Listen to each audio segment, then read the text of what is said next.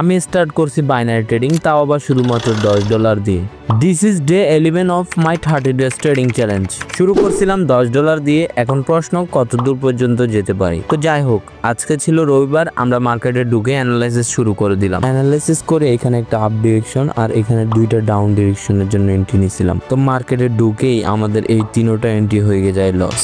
আসলে এই লস হওয়ার পিছনে আমার নিজেরই ভুল ছিল, দুটোটা এন্ট্রি আমি ভুল প্রেডিকশন করছিলাম। তারপর এগুলো লস হয়ে যাওয়ার পর আমরা মার্কেট থেকে বের হয়ে যাই। তারপর আমরা আরো ঘন্টা দুয়েক পরে মার্কেটে ঢুকি। মার্কেটে ঢুকে আমরা আমাদের কেরামতি শুরু করে দিই। সকালে হয়ে যাওয়া লসকে আমরা বিকালে $8 প্রফিটে বদলে দিই। আল্লাহু আকবার, মাশাআল্লাহ মাশাআল্লাহ। মধু মধু মধু মধু। আলহামদুলিল্লাহ, আজকে অনেক ভালো পরিমাণে প্রফিট হয়েছে। আজকে আমাদের টোটাল প্রফিট $8.34। আর আজকে পর্যন্ত আমাদের total capital $65.25। Per day wallet visit করতে পারেন।